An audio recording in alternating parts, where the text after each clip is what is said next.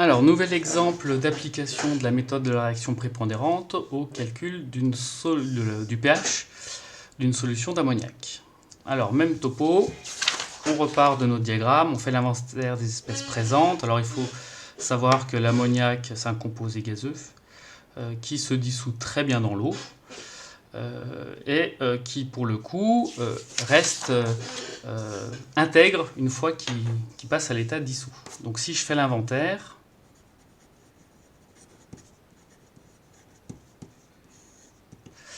je vais donc avoir toujours H2O liquide qui est mon solvant, et puis NH3 aqueux qui est mon soluté. Je précise ici que le pK du couple NH4 plus NH3 il vaut 9,2, ce qui me permet, je vous rappelle, étape suivante, après avoir fait l'inventaire, c'est la recherche des réactions possibles. Donc je prends mon outil diagramme de pKa. J'ai de l'eau, donc mes deux couples de l'eau, auquel je rajoute le couple de l'ammoniac. Donc l'eau c'est 0,14, l'ammoniac 9,2, avec ici H3O+, H2O, à 9,2 NH4+, NH3, et à 14 H2O, OH-. Étape suivante, j'entoure les espèces qui sont présentes au niveau de l'inventaire, donc l'eau qui est présente 2 fois, et l'ammoniac qui est présent une fois. Donc si vous regardez la situation qu'on obtient, on a finalement deux composés, mais ces deux composés se traduisent en pratique par un acide, H2O, et deux bases, l'eau et NH3. À partir du moment où je fais mes flèches de la gauche vers la droite, j'ai donc deux flèches montantes, donc flèche verte, ici. Les flèches me permettent d'avoir accès à la constante d'équilibre. La constante d'équilibre, je l'ai à partir de la différence des deux pKa.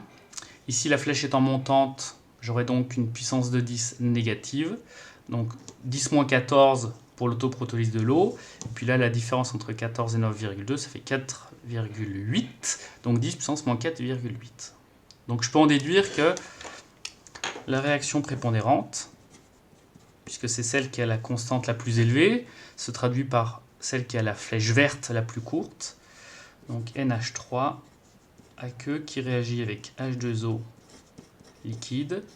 Pour donner, l'ammoniac se transforme en NH4+, aqueux, et H2O en OH-. Quand je précise ici la constante de la réaction prépondérante, on a dit donc 10 puissance moins, puisque c'est une flèche verte, et 4,8, puisque c'est la différence entre le 14 et le 9,2. La réaction secondaire, l'autoprotolyse de l'eau, donc 2 H2O liquide, qui conduit à H3O+, aqueux plus OH-, aqueux. Donc ici, la constante de la réaction secondaire, c'est la constante d'autoprotolyse de l'eau, 10-14. Alors là, je ne l'ai pas précisé, ça correspond au Kb, puisque c'est la réaction de la base avec de l'eau. Étape d'après. Une fois que j'ai fait l'inventaire de mes réactions, que j'ai eu le calcul des cas, que je les ai classés, je regarde, est-ce que la constante de ma réaction prépondérante est supérieure à 1000 ? Et là, on voit que c'est 10 puissance moins 4,8, donc la réponse est non. Donc je vais maintenant à l'étape hypothèse de résolution. Alors, j'ai deux questions à me poser. C'est comment se positionne la réaction prépondérante par rapport aux réactions secondaires. Donc ça peut se traduire par une hypothèse qui est de dire que, vous voyez que la constante ici 10-14 est très faible par rapport à la constante de la RP. Donc je vais dire que ma réaction secondaire est négligeable. Première hypothèse. La deuxième hypothèse, elle va coïncider avec la réaction prépondérante. Et une constante de 10-4,8, c'est quand même très faible. Donc je fais comme autre hypothèse que la réaction prépondérante est peu avancée. Voilà. Donc si la réaction secondaire est négligeable, ça veut dire que je vais me concentrer uniquement sur le tableau d'avancement de la réaction prépondérante. Donc allons-y, ça c'est RP. NH3 aqueux, plus H2O liquide est en équilibre avec NH4+, plus OH-, que état initial, instant T, état final. Donc ici, alors je ne l'ai pas noté, mais ça c'était donc, hop, ici la quantité d'ammoniac c'était C, hein, le fameux C vaut 1,010 mol par litre, donc des conditions de fabrication de la solution. Donc ici à l'état initial, j'ai une quantité C d'ammoniac, l'eau est en excès, parce que c'est le solvant. Je n'avais pas au départ d'ion NH4+, je n'avais pas au départ d'ion OH-. La réaction avance, donc ici NH3 étant du côté des réactifs, il est consommé. Donc je lui retire l'avancement volumique à la date T. Ici c'est un produit, donc c'est plus l'avancement volumique à la date T, et également ici aussi. À l'état final, donc c'est moins l'avancement volumique à l'équilibre, ici l'avancement volumique à l'équilibre, et ici l'avancement volumique à l'équilibre. Alors à nouveau, on constate que donc dans ma réaction, ce sont les ions OH- qui apparaissent ici, donc je vais poser oméga à la place donc de l'écriture de l'avancement volumique à l'équilibre. Que dit mon hypothèse? Mon hypothèse, elle dit que la réaction est peu avancée. Donc si elle est peu avancée, ça veut dire que la quantité ici que je retranche à C va être faible, donc négligeable par rapport à C. Donc c'est comme si finalement la quantité d'ammoniac n'était pas modifiée par cette réaction. Pas modifiée, ça veut dire que la quantité qui disparaît, elle reste infime par rapport à ce que j'avais au début. Une fois que j'ai fait un tableau d'avancement, c'est toujours Gullberg et Vague qui me permet de continuer. Et donc ma constante de réaction prépondérante va s'écrire la concentration NH4 plus à l'équilibre, que multiplie la concentration en OH- à l'équilibre, que divise la concentration en ammoniac à l'équilibre, puisque je vous rappelle, l'activité de l'eau liquide, c'est 1. Donc ça n'apparaît pas ici. Ensuite, si je regarde, NH4+, OH-, c'est l'avancement dans les deux cas, mais on a dit qu'on le notait oméga. Donc oméga pour NH4+, oméga pour OH-, ça fait oméga carré. Sur ici, l'ammoniac, c'est puisqu'on a négligé la partie qu'on lui retranchait. Alors comme on lui retranchait oméga, ça veut dire qu'on considère que oméga est très petit devant C. Alors très petit, on se souvient que pour nous, ça veut dire qu'il est au moins 10 fois plus petit. Dans les faits, c'est ça qu'on recherche. Je continue. Mon inconnu, c'est l'avancement, donc finalement oméga. Je passe le C de l'autre côté, il passe en terme multiplicatif. J'avais un carré, donc j'ai besoin d'une racine.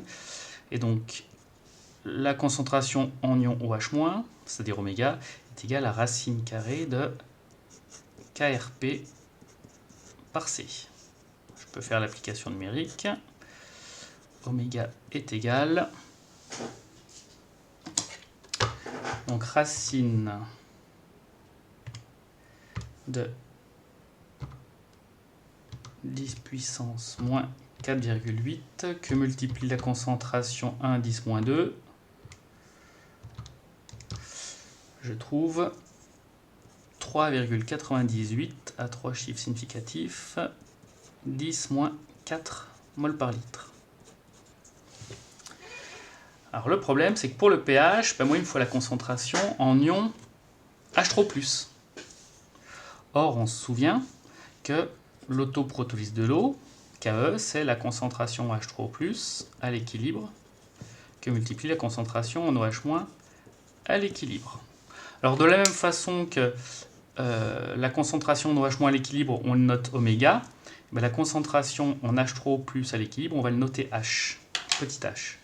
Donc j'en déduis à ce stade-là que H est égal à KE sur oméga.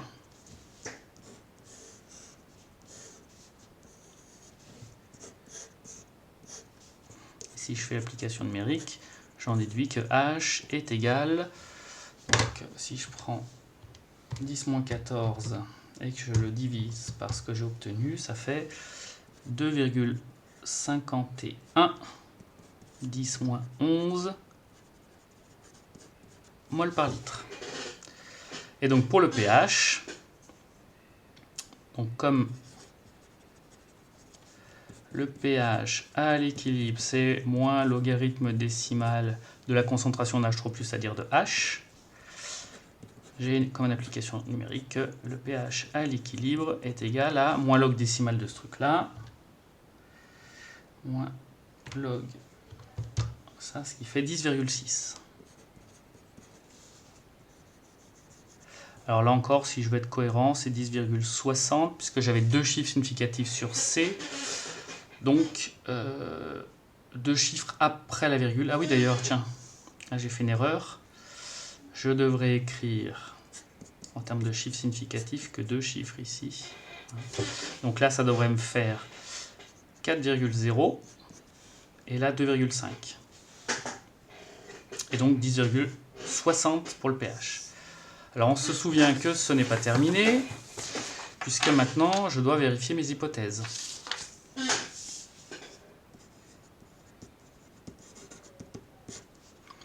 Alors je vais tout de suite passer sur les outils rapides, c'est-à-dire les diagrammes à 10%.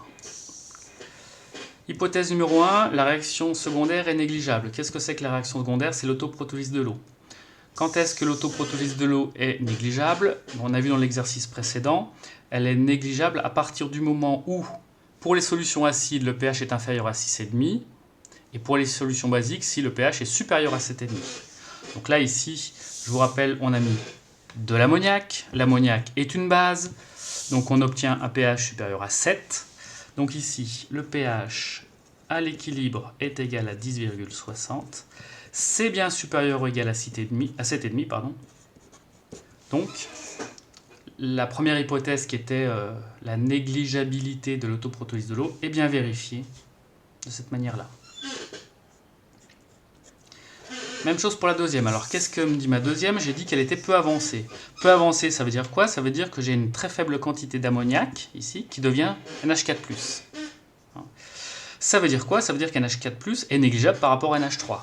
Je fais mon diagramme à 10%. Le diagramme à 10%, maintenant, il se fait par rapport à la valeur du pKa. Et là, c'était pK-1, pK+1. Donc, pK 9,2, donc ça fait 8,2 et donc 10,2. Entre les deux, rien n'est négligeable.